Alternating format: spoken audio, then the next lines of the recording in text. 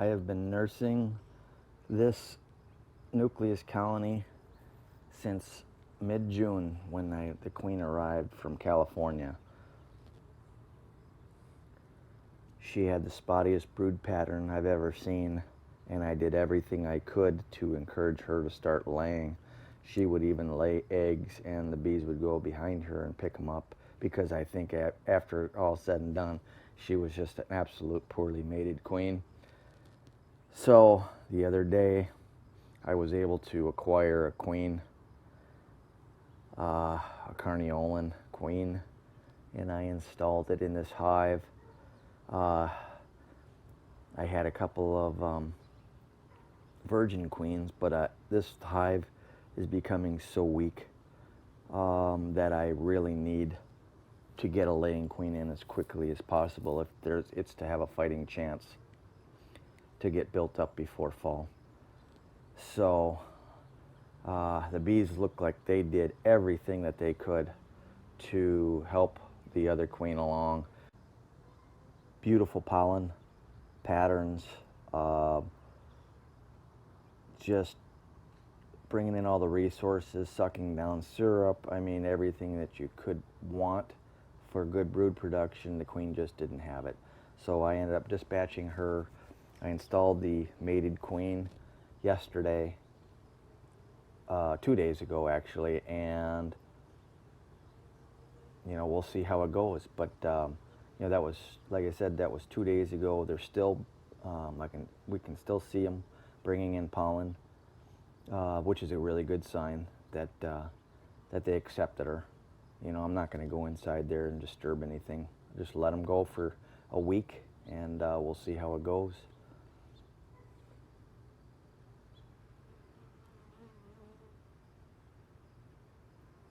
Hey everybody, it's Kevin at Bear Creek. Wednesday, August 26, 2020. Season is waning for sure. A little bit to catch up on. We're kind of in that mode right now where I'm starting to prepare my hives for the winter, making sure that they are well fed, that they have everything they need to build a good nest. My mite treatments are on and going. I have strong colonies in all my hives so far, and also taking care of the hives that maybe aren't doing so well. And that's kind of where I'm at this week. Just giving you a little update. I'll probably show clips of that during this video, but I did a video Sunday and Monday of this week, but it didn't turn out very well because there was no, the sound wasn't turned on, or there was a glitch in the system somehow. But I had one of my most prolific honey hives over at the farm that I had for the last 2 years. I got the queen in April of 2019, and I got 90 pounds off her the first year, 2019, and about 130 pounds off her in 2020. Took the honey off it this year, and I think I put out a video where I show I was feeding the colony with all these bees sitting out front with nothing to do because our flow had essentially stopped here. It's going in other places in Wisconsin, but not here, the goldenrod flow. They're bringing in pollen, but not much for nectar, so I had to feed them. But a week went by after that feeding, and I went out there and there wasn't any bees hanging out. That colony was so packed, there was no way that all those bees could be in the front. Told me one thing: that hive swarmed. And sure enough, went in the hive, and half the bees were gone, along with the queen, and they left just a pile of brood and queen cells.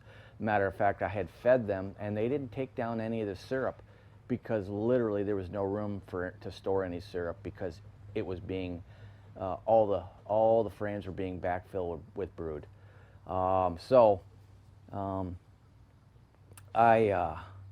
That was on Sunday, and you know, I had a few hives that that had gone queenless or were superseding that I split out and failed queens, et cetera, and I didn't know what I was going to do with them. Well, lo and behold, I had a hive that swarmed, which left me with a lot of queen cells. So Sunday, I really didn't give it much thought. I just pulled a frame out, and it was full of brood and queen cells. And so what I did was I had a swarm hive that I caught this year that actually went queenless. For some reason, she was a laying queen in there, and she disappeared. Whether she swarmed or not, I have no idea. But that hive literally went queenless. So I took that frame with probably 6 queen cells on it, and 2 were hanging so low off the bottom that I literally just kind of gently pinched them off, and I put them in cell protectors and stuck them into roller cages, and I got them in my incubator. So I'm going to see if I can get a couple of virgin queens to emerge out of that. The rest of the queen cells and brood, the frame, I stuck that in that queenless swarm hive. And then I just covered up, you know, put a frame in to replace that frame I took from the hive that swarmed. And I went home and I just started thinking about it, and I'm like, you idiot. You know, that was my best hive, and the queen is gone. So why are you, you know, wasting all these queen cells on one hive to make it when I could possibly have 3 or 4 hives that might make it. So what I did was on Monday, I went back out there, and I did a video on this actually where I split out the hive, and I'll show it below, where I split out the hive and I put 2 frames with brood and queen cells in each side of a double 2-frame mating nuke. And then the remaining 4 frames, because it's 8 frames in a 10-frame box plus a 2-frame feeder, so there was only 8 frames to choose from. The remaining 4 frames I put in a 5-frame nuke box, because they don't need a 10-frame box. And I'm going to allow them to make a queen in a 5-frame nuke box, and they're going to get they got all the returning foragers at that, and I left that in the location that the original hive was. So you can see that in that little video clip I'll show below as well. The double 2-frame nuke box, I have actually brought it over here to my home apiary, and hopefully I can get it mated out here. I've had really good success getting queens mated here at the home apiary for whatever reason. You know, I started thinking about it, and there's a commercial guy that drops 40 hives to the east of me, and he drops them off there every year in June. And then I got a new guy, my old boss, and I actually got him this location, but he dropped 40 hives off in about 1.5 miles to the west of my apiary. And so that leaves me with a lot of drones from colonies that I don't really want to have mating my queens. Here at the home apiary, I'm in a neighborhood, but it's almost rural, but it is suburban. Our yards are very, very large here. I mean, I've almost got an acre here lot, and everybody is the same way. But there are no beehives that I know of around me, and if there is a guy, he's got 1 hive or 2 hives, you know, down the road, but there's like nobody anywhere near me. But I have all of my homegrown queens here with drones, and I have my Carniolan, my breeder queen. So this is actually a good place to get my mating nukes bred, and then I can bring them over to the farm for the honey production. I never really, I didn't really give it much thought. Now, I'm in a location, I'm only supposed to have 3 hives here, but I get along with my neighbors pretty well. My bees are pretty well behaved. Nobody's been bothered in 5 years, so I don't really worry about it having too many hives here. So that's what I'm doing. I'm bringing my nukes over here, and when they become full hives, I'll be bringing them back over to the farm. And I can bring them over to other locations as well as I get a little bit more colonies going. But again, I have double 2-frame mating box right here. As soon as I get some mated queens in there, hopefully both of them come back mated, well, then I'll put them in a 4-frame box and let them develop from there. I also had a hive over there at the end.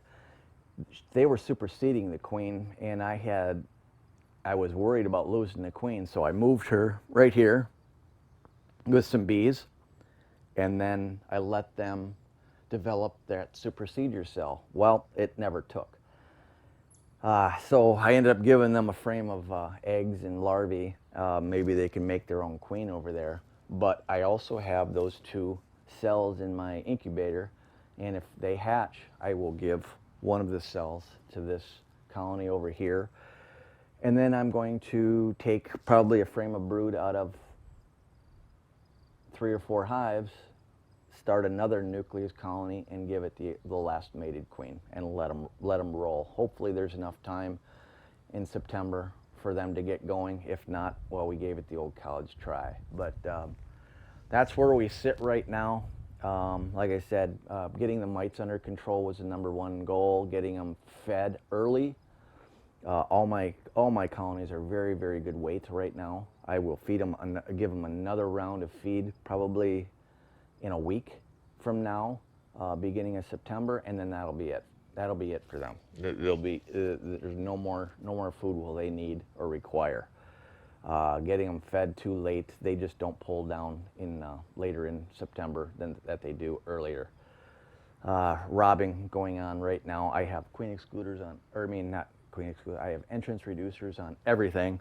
Wasps are, yellow jackets I should say, are absolutely insane. I've got yellow jacket traps all around that are full, but you know, it's barely putting a dent in them. I mean, I've got probably 20 in my truck right now, just trying to get little dabs of sugar everywhere, but they are trying. I see them cutting my little girls in half, eating them up. You know, you can't leave your entrances too wide, or they will come in full force and attack one of your hives if you have a little weaker colony. Even if you have a semi-strong colony, you'd be surprised what yellow jacket colony can do to a hive. So be forewarned. But yeah, that's about it.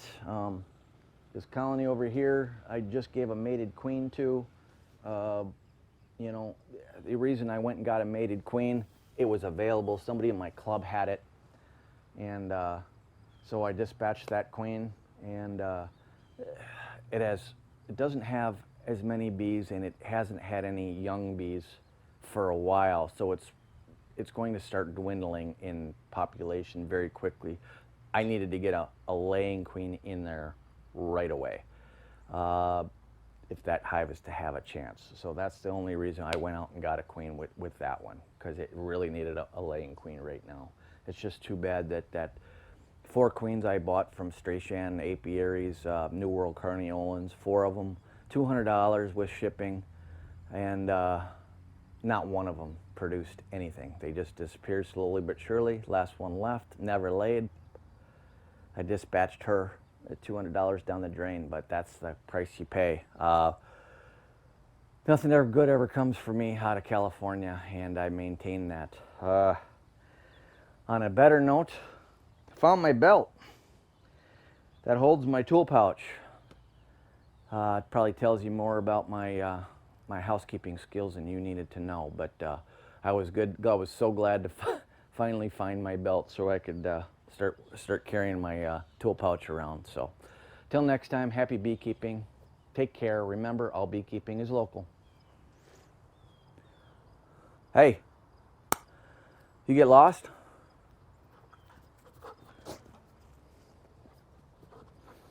Hi.